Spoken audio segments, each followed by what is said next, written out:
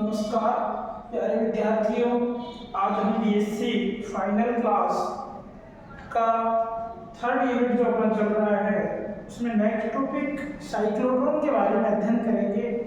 प्यारे विद्यार्थी, ये साइक्लोट्रॉन हमने 12th क्लास में भी इसका अध्ययन किया था।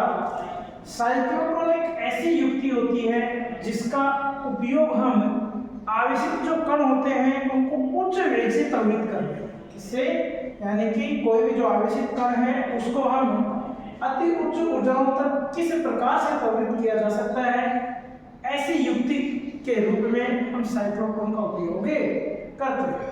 यानी कि साइक्लोट्रॉन एक ऐसा उपकरण होता है जिसका उपयोग आवेशित कण या आयनों को अति उच्च ऊर्जाओं तक त्वरित किया जा सकता है, जिसे साइक्लोट्रॉन कहा जाता है। प्यारे विद्यार्थियों, कंपटीशन की दृष्टि से ये बहुत इंपॉर्टेंट क्वेश्चन है।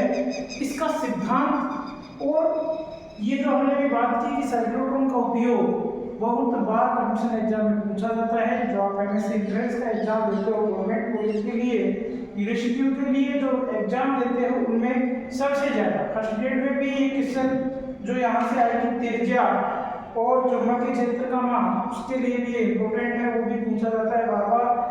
अब इसके बनावट देखते हैं तो बनावट इसमें डी आकार की होती है। बड़े को दिख रहा है कि गोलाकार है, लेकिन इसके बीच में से इसको डिवाइड किया गया है दो डी आकार है। माना एक को D1 कहा जाता है, माना एक को D2 कहा जाता है। ये अपनी डीज कहलाती है। क्या कहलाती है ये? डीज। यानी कि इसमें डी आकार के दो क्षैतिज खोखले धातु पात्र D1 और D2 होते हैं, जिन्हें हम डीज कहते हैं। इन डीज के मध्य हम विभवांतर लगाते हैं। वो कितना होता है? 10 की पावर 5 की कोटि का प्रत्यावर्ती विभव लगाया जाता है, जो इन पात्रों को यानी कि इन डीज के पात्रों को इस प्रकार से व्यवस्थित करता है। ये डीज के पात्र D1 और D2 को इस प्रकार से व्यवस्थित करेगा कि दोनों के व्यास के ऊपर परस्पर समांतर और एक दूसरे से अल्प दूरी पर ये स्थित क्या कहा गया है कि जब इन डीज के मध्य 10 की पावर 5 की कोटि का प्रत्यावर्ती विभव लगाया जाता है, तो इन डीज के पात्रों को इस प्रकार व्यवस्थित करते हैं कि दोनों के व्यास परस्पर क्या हो? समांतर हो और एक दूसरे से अल्प दूरी पर स्थित हो। जैसा कि आपको दिख रहा है, ये डीज दोनों D1 D2 है, इनके बीच को जो अक्ष है दोनों परस्पर समांतर है और इनकी डिस्टेंस बहुत कम ली गई है। और इन डीज को ऐसे बॉक्सों से ढक दिया जाता है जिससे कि कम दाब पर भी इसमें निष्क्रिय गैस भरी रह जाए। उसके बाद इसमें कहा गया कि प्रबल विद्युत चुंबक द्वारा डीज के तल के लंबवत दिशा में प्रबल चुंबकीय क्षेत्र B आरोपित किया जाता है। इसकी बनावट है। बनावट में मुख्य बात क्या है कि इसमें D1 और D2 आकार के दो पात्र होते हैं जिन्हें डीज कहा जाता है, और इनके मध्य में 10 की पावर 5 कोटि का प्रत्यावर्ती विभव लगाया जाता है तथा इन डीज को इस प्रकार से व्यवस्थित किया जाता है कि इनके जो अक्ष हैं परस्पर समांतर रहे और इनके मध्य की दूरी अल्प रहे।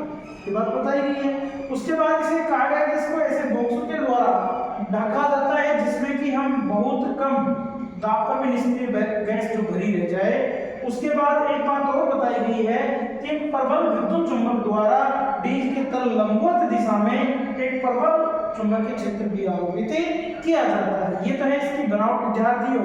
अब इसकी जो कार्यविधि जो सबसे इंपॉर्टेंट भाग होता है इसका, उसके बारे में अध्ययन करते हैं। तो कार्यविधि के लिए बताया गया है कि माना कोई m द्रव्यमान और q आवेश का आयन, m द्रव्यमान और q आवेश का आयन होगा आयन स्रोत से, वह उस समय निर्गत होगा जब अपनी डीज D2 ऋण विभव होगी। क्या कहा गया है कि m द्रव्यमान का कोई कण v वेग से और q आवेश जिसका है वो उस समय वहां से निकलेगा जब अपना जो डीज D2 है यानी कि जो पात्र D2 है उस पर विभव का मान क्या हो? ऋण हो। यह आयन डीज के मध्य विद्युत क्षेत्र द्वारा D2 की ओर त्वरित होकर के v वेग से इसमें प्रवेश करेगा।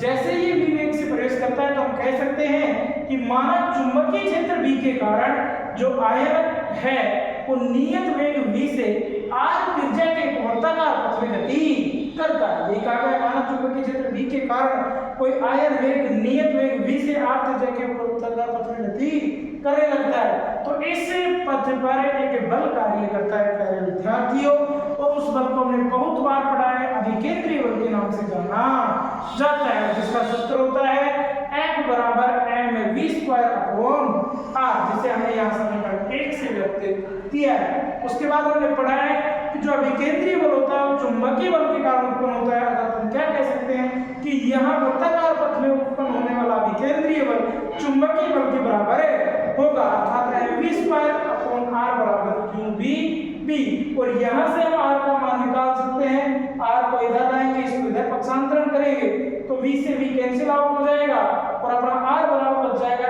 mv upon qb। इसके बाद में जो अपनी नेक्स्ट क्लास होगी विद्यार्थियों, उसमें हम इसकी आवर्ती के बारे में अध्ययन करेंगे। जो कोणीय आवर्ती होती है, कोणीय वेग होता है, उसके बारे में हम अध्ययन करेंगे, जो भी एक बहुत महत्वपूर्ण क्लास होने वाली है। तो कृपया इसे देखना न भूलें। धन्यवाद।